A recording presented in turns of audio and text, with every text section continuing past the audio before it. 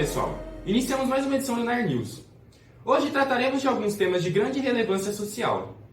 Diante do expressivo número de frequentes casos de violência contra mulheres, negros e transexuais, é necessário que ideias sejam mobilizadas, de forma a discutir essa importante questão. Vocês vão conferir agora uma roda de conversa sobre raça, gênero e sexualidade. Ela será articulada pelos professores Adilson Reis, Elaine Ocado e William Garcia.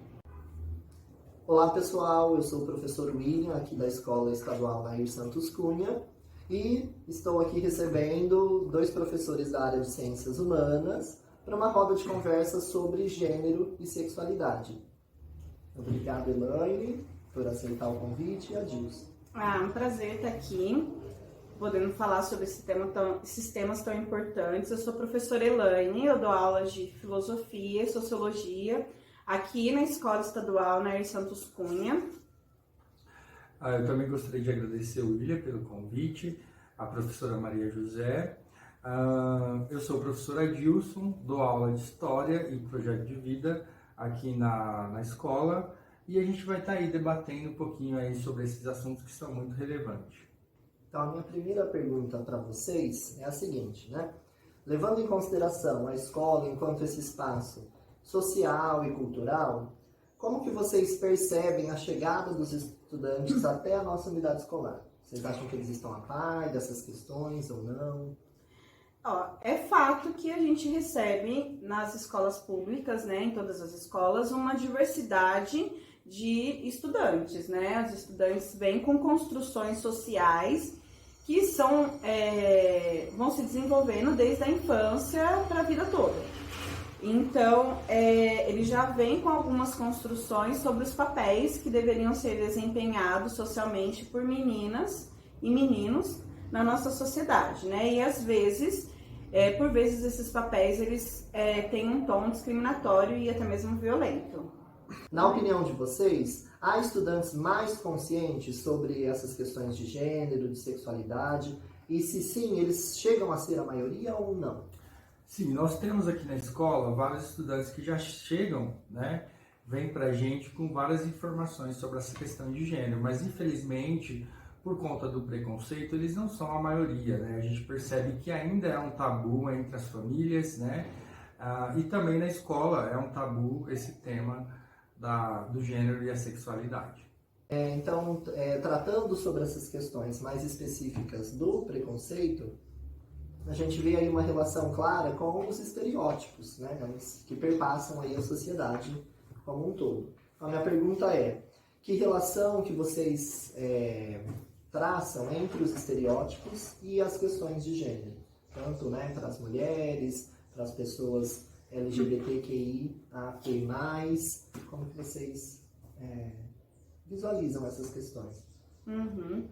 Então, William, infelizmente a gente ainda percebe que os estereótipos ligados aos papéis que as mulheres deveriam desempenhar, que as meninas deveriam desempenhar na sociedade, está ligado à fragilidade, né, a ser mais dócil, delicada, aquela que é responsável pelo trabalho doméstico, pelo cuidado com os filhos, pelo cuidado com os idosos, né, que é esse perfil de cuidadora.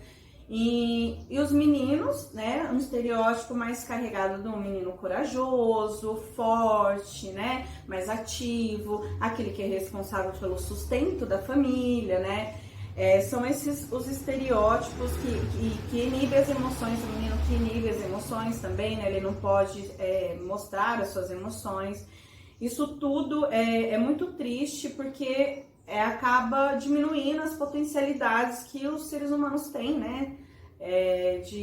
As potencialidades que os seres humanos têm. E certamente esses estereótipos todos acabam limitando, né, as pessoas e as potencialidades, como você estava dizendo, ao mesmo passo que gera e causa as ações de violência, de discriminação. Então, a minha próxima pergunta para vocês é exatamente essa, né? Vocês podem comentar um pouco sobre as violências que acontecem nas escolas, na sociedade? No caso específico, por exemplo, da comunidade LGBTQIAP+, a gente percebe que gera aí uma exclusão dessa comunidade dos espaços escolares, né? A gente percebe que desde lá de cedo o menino, a menina começa a sofrer aí determinados preconceitos, né, dentro do espaço escolar, com apelidos pejorativos os mais diversos possíveis. Isso causa neles um processo aí de, primeiramente, muitos, né, ficam deprimidos, outros acabam aí não tendo o rendimento aí necessário, satisfatório para prosseguir nos seus estudos, e aí o processo, claro, é de evasão. Então, esses estudantes, eles acabam se evadindo do ambiente escolar porque não são acolhidos, não são representados, e isso a gente procura, então, combater, a gente procura aí discutir de uma forma mais intensa para que essas demandas aí sejam incorporadas dentro da escola. E no caso das mulheres, Elane, como que essas violências, né, atrapalham, né, a vida das meninas? Também são alvos das mais variadas formas de discriminação, violência física, ameaças, xingamentos, né?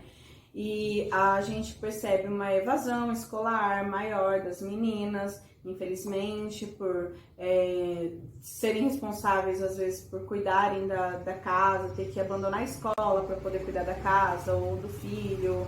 E também tem a questão dos salários, né, das mulheres, que são salários mais baixos do que os dos homens, mesmo desempenhando o mesmo cargo. Tem a questão da representatividade no governo, né? São poucas mulheres com cargos no legislativo, no executivo, cargos dentro do governo, em cargos de chefia. E para a mulher negra isso se acentua ainda mais, né? Tem uma relevância ainda maior a discriminação, a desigualdade, né? A falta de acesso à escolarização e ao emprego, né? Ao trabalho, que seja mais bem remunerado, maior ainda, né, é o que a mulher sofre. Mulheres negras, né? Para as mulheres negras, com certeza. Infelizmente, a gente nota que essas agressões, elas acontecem, né, com as mulheres, com as pessoas da comunidade LGBTQIAP+, e isso acaba trazendo para a gente da educação essa reflexão de como que a escola precisa, né, tem essa necessidade urgente de lidar com esses assuntos para tentar mitigar essas injustiças sociais também, essas agressões. Então a minha pergunta é nesse sentido para vocês, como que a escola pode e deve lidar com essas questões? É muito importante que a escola cumpra o seu papel social, a sua função social de discutir esses temas, né?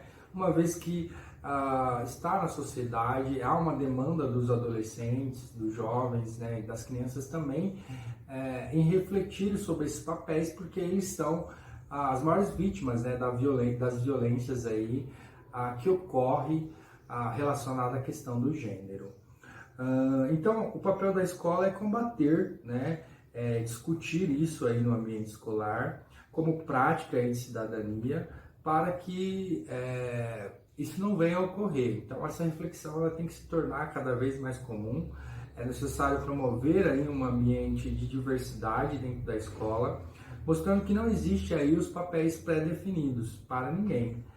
Assim, projetos que contemplam diversas pessoas bem-sucedidas, seja elas mulheres ou pessoas aí do grupo LGBTQIAP+, traga aí maior representatividade para dentro do espaço escolar, né? Esses projetos, eles são cruciais. Isso. A escola tem esse debate, ele tem que ser constante, né, Dilson? Tem que ser constante, com informações sólidas, embasadas cientificamente, né? Que para a gente tentar eliminar um pouco dessas injustiças que os corpos, né, das mulheres, né, que os corpos das pessoas de LGBTQIAP+, sofrem na escola, simplesmente pelo fato de existirem, né? E eu acho que repertoriar os alunos com essas possibilidades diversas, né? Eles precisam entender, e alguns já entendem, eu acho, felizmente, mas essa discussão precisa alcançar aquelas pessoas que são mais resistentes, para que eles entendam que as possibilidades são muito maiores do que às vezes eles pensam, né? Então, para as mulheres, né, essa representatividade de trabalhar projetos que mostrem, né, pessoas bem-sucedidas, mulheres, né, Sim, pessoas da comunidade LGBT. Até porque que eles entendam que o importante é se conhecer, né? Saber exatamente aquilo que gosta, etc e tal.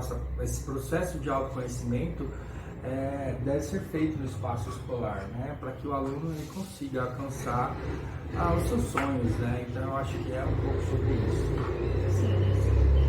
Eu gostaria de terminar agradecendo a participação novamente e esperamos que esse vídeo contribua aí um pouquinho para essa reflexão de gênero e sexualidade, que é o propósito, né, dessa nossa roda de conversa hoje.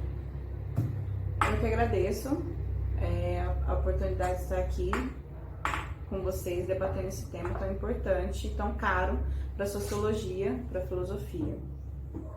Eu também agradeço imensamente o convite, né? Como eu coloquei aí no início. Dizer que é um prazer, faz parte da nossa história de vida e a gente está em constante luta sempre. Seguimos. Isso, eu ia falar no final. Corta.